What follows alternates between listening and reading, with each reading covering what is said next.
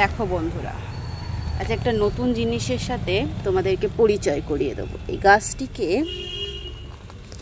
বাড়ি নিয়ে যাচ্ছি, ঠিক আছে? এই গাছটি আমরা রাস্তা থেকে তুলে নিয়ে এলাম, তার সম্বন্ধে আমরা কয়েকটা কথা জানি। এটাকে আমরা কালমেঘ হিসেবে চিনি। বাড়িতে গ্রামে যারা থাকে তারা এটা চিনতে পারবে। এটাকে আমরা কালমেঘ হিসেবে চিনি। এটার আর একটা নাম আছে, এটাকে আমরা চিরতা বলি।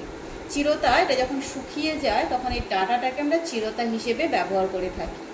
এর গুণ হচ্ছে এই ডায়াবেটিস পেশেন্ট এবং বাড়ির বাচ্চাদের যাদের পেটে কৃমি আছে তাদের জন্য খুব উপকৃত হয়। এটা খুব উপকার জিনিস। এটাকে যদি আমরা সকালবেলা খালি পেটে রস করে খাওয়াতে পারি তাহলে ডায়াবেটিস পেশেন্টদের, মানে যাদের সুগার আছে, তাদের খুব উপকার হয়। এবং বাড়ির বাচ্চারা বা যারা মাঠে খেলাধুলো করে, যারা খালি পায়ে বেশি হাঁটাচলা করে, তাদের পেটে কৃমি হয়। তো সেই কৃমির জন্য এটা অনেক উপকার। যদি এটাকে বেটে আমরা বড়ি বানিয়ে সকালবেলা বা সপ্তাহে একদিন বাচ্চাদেরকে যদি খাওয়াতে পারি তাহলে এটার অনেক উপকার পাওয়া যায়। এটা অনেকটা লঙ্কা গাছের মতন দেখতে, আর এটা চেনার উপায় হলো এর ডাঁটাটা একটু চ্যাপ্টা মতন হয়। চিরতা হচ্ছে চ্যাপ্টা টাইপের হয়।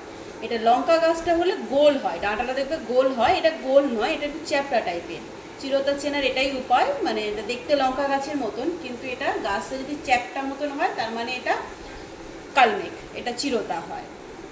তো যদি এই কথায় যদি কারোর উপকার হয়ে থাকে তাহলে আমার ভিডিওটা একটু শেয়ার করে দিও, আর অন্যদেরও জানার সুযোগ করে দিও, লাইক কমেন্ট শেয়ার করে।